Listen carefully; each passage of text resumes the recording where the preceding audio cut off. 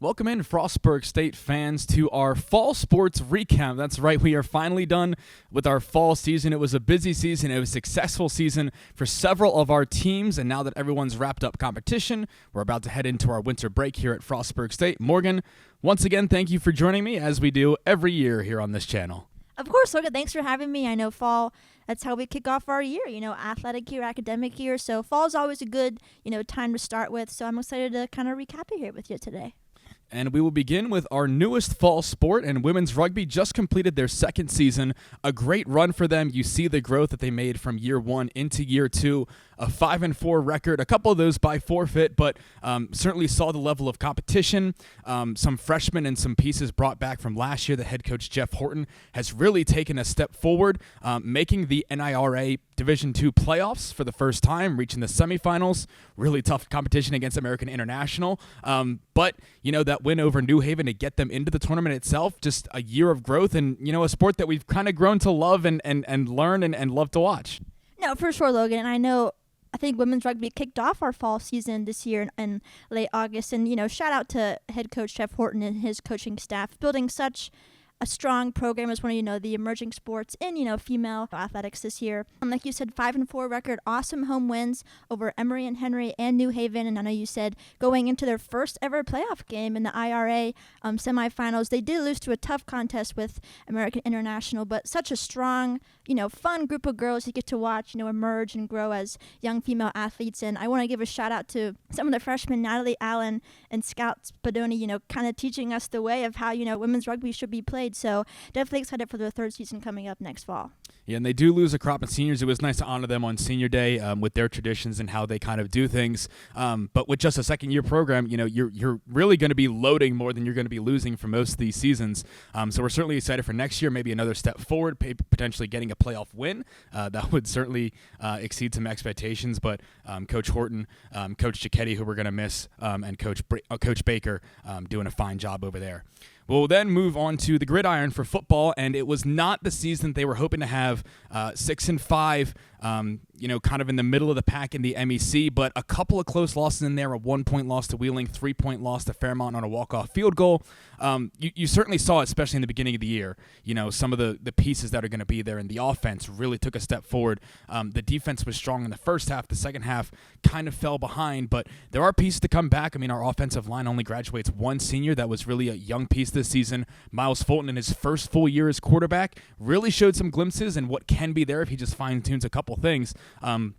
But Coach Wagner, in his third season, again, he would tell you from his own heart, not what he wanted, but, you see some of the growth that's going to be there, and looking forward to next year and kind of put this season behind you, get to work back again in the offseason. Sure, and there's always room for growth. We sit here in the press box, watch football, start off, 6-0, and we're like, this is awesome, great. They start out hot, everything's, going well for them, they continue to roll, and they kind of, get into like a rough spot in the middle, but a lot of good things to see from young quarterback, like you said, Miles Fulton.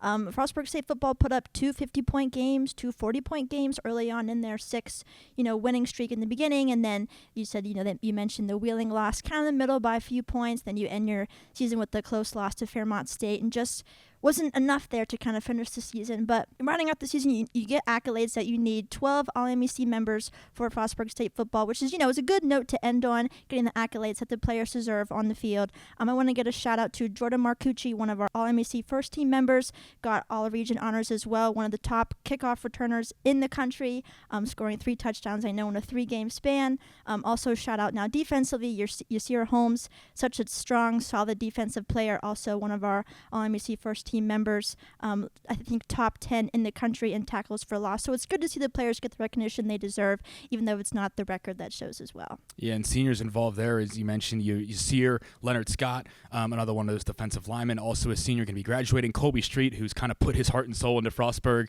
the last 4 years. Jalen Boyd, who kind of had a season surprising people, and I remember we looked at the season-ending stats of he had a really nice season that didn't necessarily see it on the field at all times, but you look at the numbers, back it up. To those guys on the first team. Again, offensively, not on the first team, but you can see some pieces that are going to be there. Another season of first. We mentioned women's rugby earlier, and Frostburg field hockey finally able to play in conference for the first time at the Division II level. Thankful to the PSAC for letting us into their conference for field hockey as an associate member. Got a couple of wins as well in the PSAC. A little bit of a step back in terms of the win total from a couple years, but you look at the competition level, the PSAC puts up 6 out of the top 10 teams in the country sometimes, and a really good, number of 4 one-loss games, really competing against those top teams. East Stroudsburg was an overtime loss here when they were number 1 or number 2 in the country at the time. So you see the pieces that are there, ones that are going to come back, ones that graduate, unfortunately, but as is with all college sports, you lose some, you gain some, and certainly one to look forward to in the future. Yeah, I think definitely a historic season for Frostburg State Field Hockey. Mentioned going to the PSAC, getting 2 PSAC wins this year against Slippery Rock, their first one. Definitely a historic game there. I know head coach Caitlin Thompson and her squad and her girls were very excited about that. Also won over Millersville in the season as well. I know you mentioned they played very well throughout the season. I think a 6-11 record, but like you mentioned, the game against East Stroudsburg, one of the top, I think 2, 3, maybe even number 1 team in the country, played very well. Then you look at the accolades, Ava Waddell, senior defender, the first ever PSAC Defensive Player of the Week for Frostburg State. Huge accomplishment there. And then you end the season with junior forward Paige Leitzel, and then, of course, our graduate midfielder Emily Bonnevert getting all PSAC second team honors. So definitely so exciting to see them grow as also an emerging sport here at Frostburg State. Yeah, and you have to imagine that, going through having the conference and the stability there is only going to help further the program where, you could, some recruits I'm imagining could have gone throughout, the last couple of years of like, well, what's Frostburg really going to get me? I'm not going to have the chance to win the championship ring. Obviously with the tough competition, it's going to be difficult regardless, but, she is continuing to build that program. There were a number of years ago where, we would go into some games and almost expect to lose, but now it's like, we're going to put up a fight and we're going to challenge some of these teams that thought they might have an easy game against Frostburg. That's no longer the case here. We're continuing our theme of first here. It's the first season back for volleyball, and head coach Peter Letourneau led the group to some really amazing heights back in the late 2000s, 2010, one of the best seasons we ever had here at Frostburg. It's his first season back in a little bit of a transition year with some players coming out from last year, brought in an impressive freshman class this season, and you see, the basics of volleyball, their fundamentals got better as the year went on, and certainly proved to be a challenge for some of the top teams in the conference late in the season. For sure, and welcome back, head coach Peter Letourneau. First, Frostburg State season with him, in the Division II level in the MEC. 11-17 record. Kind of hit some bumps in the road in the beginning, but had a nice win streak to kind of secure that kind of final spot in the MEC tournament. Another MEC playoff appearance. Faced a tough opponent in West Virginia State. Congrats to them for winning the MEC title. But then you look at got to celebrate a small senior class in Fiona Gonzalez Medina, AJ Thompson, Madison Reed. Congrats to them for a great Frostburg State career. We mentioned the freshmen. You cannot give enough credit to freshman Danny Kunkel coming in, leading the team in kills. Also our setter Emery Kubler coming in, leading the team in assists. Then both getting the All-MEC honorable mention spot as they deserve. And I think with them leading the way, I think head coach Peter Letourneau has a very bright future here in D2 Frostburg State volleyball. Yeah, throughout the season, you kind of got the vibe that Danny and Emery certainly did not look like freshmen out on the court. We've got some building players. I mean, Paige Mock had kind of a breakout sophomore season this year in that middle blocker role. Term to replace next year with Fiona as the libero, who's been the libero for the last 3 years and has really been the only one tested in that role. So we'll see, what he does to replace that. Devin Brunk got some run in there this year as a freshman. So we'll see maybe if she takes the next step forward, potentially another freshman coming in or someone experienced can get that level. But we see the growth there. Hopefully can get out of that number 4 seed that we've kind of taken in the North Division here the last couple seasons. We then will go into our running events in men's and women's cross country, and head coach Shane Brookshire, again, would probably tell us it wasn't the ideal season he wanted to have. Did have a couple of nice moments, second place for both of them at the Go Fast River Run up in Lock Haven, had some decent performances at the at the Atlantic Region Championship levels, and some top 10 times that were set that he's always looking for kind of the individual results to go on top of the team results, but even if you don't have those team results that you want, those individuals can still stand out, have good seasons, and all of them should be returning that set those top 10 times. Yeah, so, you talk about athletes like, on the men's side, Gage Osborne, Ryan Conley, both, set top 10 times in program history this year. They're only sophomores, so that's so exciting for them, to have some time to learn and develop under head coach Shane Brookshire. And shout out to Gage Osborne, the first ever in Frostburg State men's cross country history to receive National Male Athlete of the Week in that kind of middle realm of the season. And on the women's side, you also have very young, talented runners, Emily Wishart, Paige Etnoyer, Hannah Shaman, all also a trio of sophomores that can improve and keep coming back to Frostburg State, cross country. And, now we're kind of in the indoor-outdoor season, so just excited for them to kind of improve in the spring. Yeah, and a couple of people that had gotten hurt in the middle of the year, and he had to put some people into places that they weren't necessarily used to. But as is the sport with any sport really, that you have to do those things. So we'll see. Again, just building, using the indoor and outdoor season to build on the distance events, and it's so helpful for the cross-country runners that, for both indoor track and field, outdoor track and field, that you're basically constantly in a season, you're just doing slightly different events. Into then one of the surprises of the season, I think anyone could say, for men's soccer, even head coach Keith Burns might not have told you. He might say, we kind of expected to be here, but, first winning record for the team since 2015. Carlos Quintero Rivas had one of the best seasons that we've had at the Division II level. Caleb Dell, as a defender, really shone throughout the season. A freshman coming in, Jan Ferret, that the pieces kind of blended together and really showed what the MEC can be like, where we're one of a few schools that don't have all international students. We're bringing in local Maryland kids, from around the tri-state region, got their first ever playoff win, and really competed at the top of the conference, where Charleston, who just made a run to the national championship game, we were with them for a few halves this season where they used to just roll for the conference. Not the case anymore this year with Frostburg's men's soccer. Sure, I think men's soccer, for me, I think definitely so happy for them, and definitely a team that came in and surprised us this season. So exciting for them. 10 wins on the season, like you mentioned, their best ever start to a season since 2015.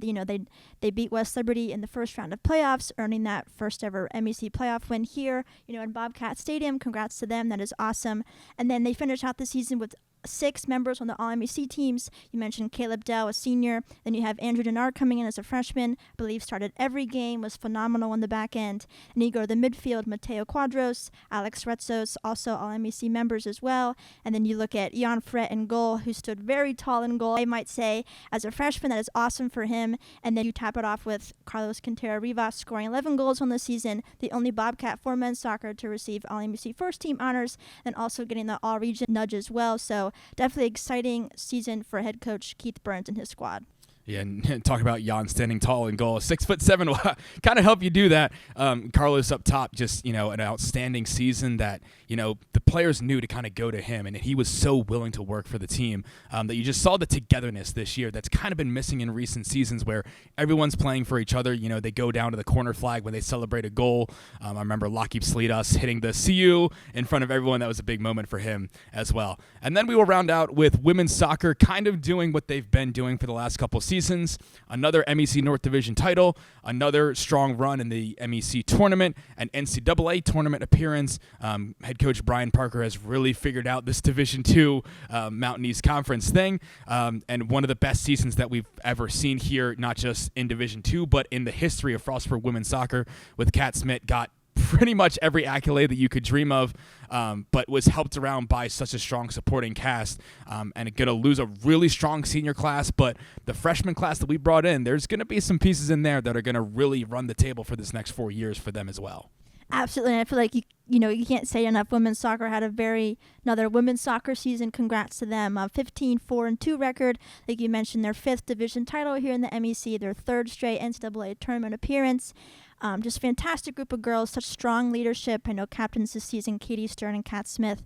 Cannot say enough about them on and off the field. Just great people all over. But, you finished the season with 5 All-MEC members, May Hammond, Maddie Allen in there, Carly Gillette, like I mentioned, Katie Stern, Kat Smith, Carly Gillette, Katie Stern, then Kat Smith going on to get the D2CCA All-Region honors as well. Trio in that realm. Carly Gillette played fantastic at midfield, scoring 7 goals, which I believe was second on the team in the midfield position.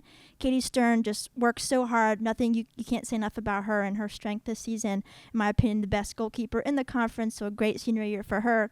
And then you end with Kat Smith, kind of finishing out her senior season with everything. Finally getting that MEC Defensive Player of the Year honor, so she can check that box. Another All-American selection, and also checking the box of academic All-American. So another very women's soccer season for head coach Brian Parker with a great group of girls for sure. Yeah, Kat becoming the first ever two-time All-American, got D2 CCA honors last season as well. Almost impossible to replace her and May in the back as the two center backs pairing, losing a third out of the back four with Carolyn DeSena also graduating. But there are players kind of in behind that can kind of take their places. Mary Greco is going to be returning. Skylar Ehart really got some valuable playing time. Ridgely Hauk and Ainsley Wilson have kind of stepped in there. So tough to replace them, but you certainly see the growth. Some of the freshmen that didn't get those All-MEC accolades, but Molly Rebuck really turned in some fine performances up top.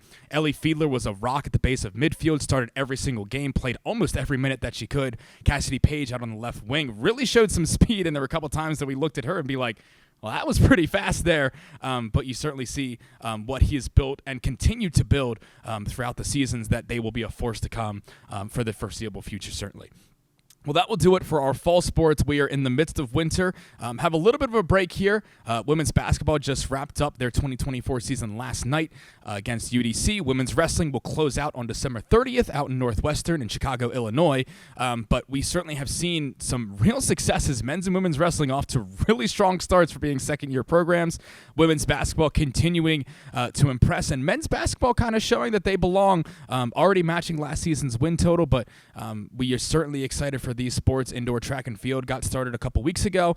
They'll have a little bit of a break until January, but it just is full flow, and we are excited to do it here in our sports information athletic communications department, to just do the job every single day and love doing it. Yes, fall's kind of busy, kind of gets us going in the academic year, and then we hit, the overlap season. We're both like, fall's a lot, winter's here, but it's so exciting. All teams are great. Shout out to all our student athletes, our head coaches. They all work so hard, so deserving of all that they receive.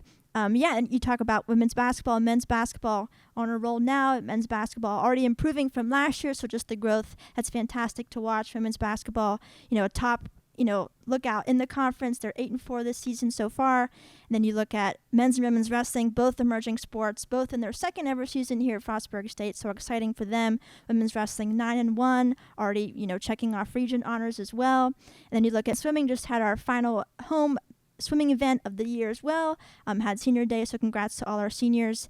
And then I know indoor track is starting now, so winter I think is definitely in the kick now, I'd say. Yeah, shout out to swimming head coach Kyle Garris, who I'm sure we'll talk about when we do our winter sports recap, but he has continued the success of the program.